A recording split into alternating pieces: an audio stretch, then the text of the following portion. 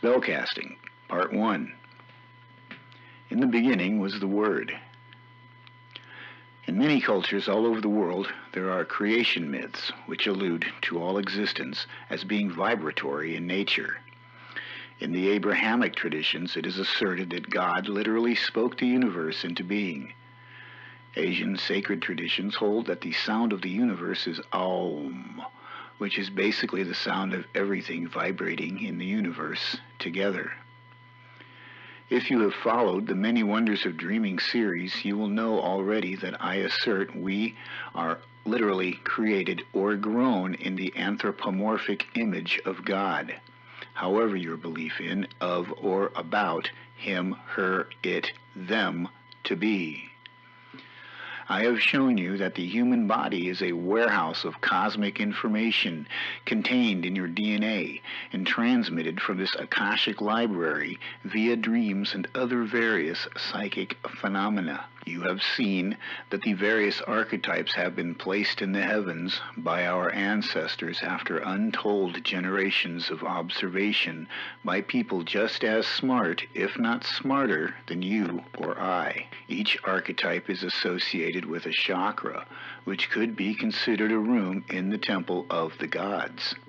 You should have gleaned by now that since each chakra has its own frequency, you, as a musical instrument, can be in harmony or out of tune. The planets also have a frequency with which they are associated. These are known as the music of the spheres. These spheres are also sometimes seen as sheaths of the human psycho-spiritual physiology. Astrology is a science I do not necessarily understand, but I intuit that the planets orbiting around the sun in their respective vibrations create a song of sorts which is affected by their respective positions and the various other phenomena in proximity. When the music is in harmony, it is pleasant and makes you happy. You want to crank it up so the neighbors can hear it.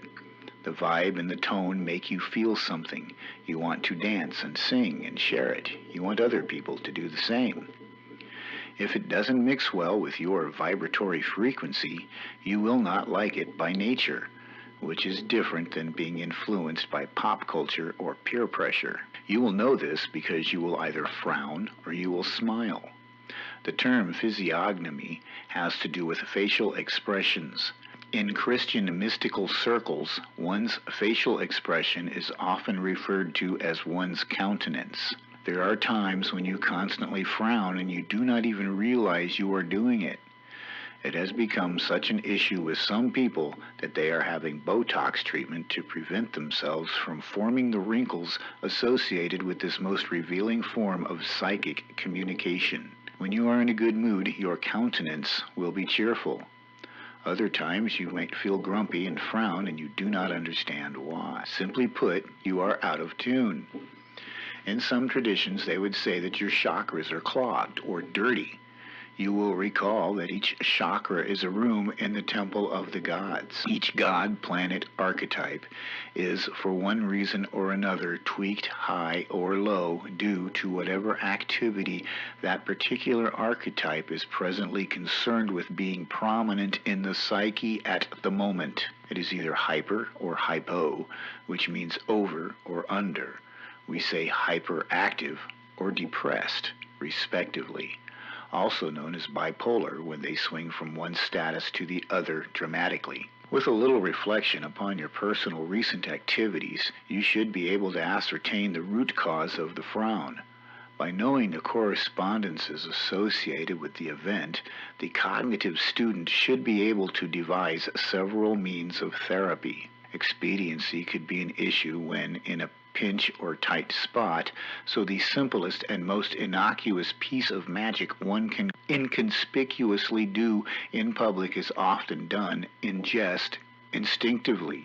This is when you pretend you are not doing something and whistle innocently, usually with a friend, perhaps saying, "Look, over there," and then when they turn their head, you steal their cookie. The point I'm trying to make is that you can't really whistle a tune without being in a good mood. When you are in a good mood and there's nobody looking, you probably sing a little song or do a little dance. But now you should have been able to put together what I'm getting at. You can take control of the situation by humming a little tune, and frequently this is shown in the movies as a frustrated person who is afraid and is trying not to be. If you know which archetype you need to worship or sing to, then it is easy. A favorite song which empowers you is probably already working on your psyche. Oddly enough, the lyrics may even correspond with how you currently feel or need to feel.